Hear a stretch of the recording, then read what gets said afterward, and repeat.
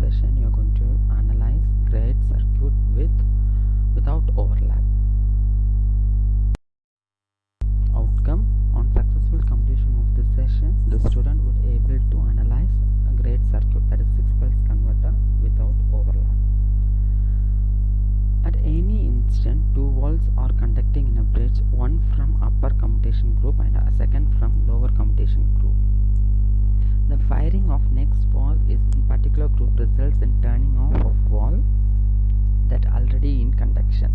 The wall are numbered in sequence in which they are fired or triggered. Each wall conducts for 120 degree and the interval between consecutive firing pulses is 60 degree in steady state. Mainly three assumptions are made while going for analysis. The first assumption is the DC current is constant. Second one, the walls are modeled as ideal switch with zero impedance when it is on state and infinite impedance when it is off state. That is, we have the switches are considered as ideal. The AC voltage at the converter bus or sinusoidal and remains constant. These three assumptions are made while analyzing the 6-pulse converter. One period of AC supply voltage can be divided into 6 intervals, each corresponding to the conduction of a pair of walls. The DC voltage waveform repeats for each interval. Analysis of GRAETZ circuit without overlap. So, based on the assumptions, assuming the firing wall 3 is delayed by an angle alpha, that is the firing angle, instantaneous DC voltage VD during the interval is given by VD is equal to EB minus EC, that is BD is equal to EBC, where EBA and BC are root 2 ELL sin omega t and root 2 ELL sin omega t plus 60 degrees respectively.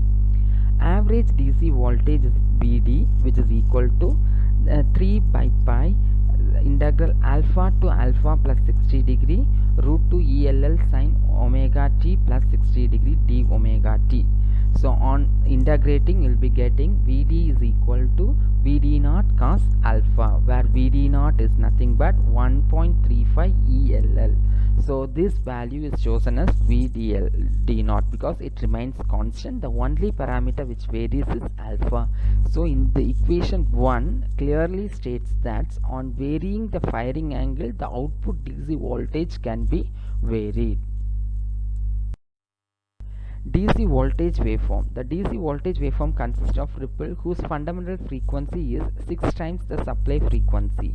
This can analyzed by using Fourier series and consists of harmonics of order h is equal to np, where p represents the pulse number and n is an integer. The RMS value of h order harmonic in DC voltage is given by VH is equal to VD naught root 2 by h square minus 1 into 1 plus h square plus 1 sin square alpha 1 by 2 power 1 by 2. The waveforms of direct voltage and the voltage shows in different by a value of alpha. Here the waveforms are shown, the ripples are shown. Alpha represents the firing angle. First case the alpha is equal to 0, for second case alpha is equal to 45 degree, for third case it is 90 degree. So you have half at positive side and half at negative side, where for greater than, if you see the alpha value greater than 90 degree, it is more negative. If the alpha value is less than 90 degree, it is more positive. When it is 180 degree, it is almost right in the negative side.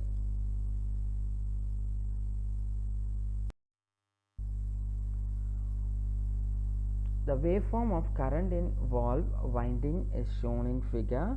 The RMS value of fundamental component is given by I is equal to root 2 by 3 ID, where ID represents the output current, average output current.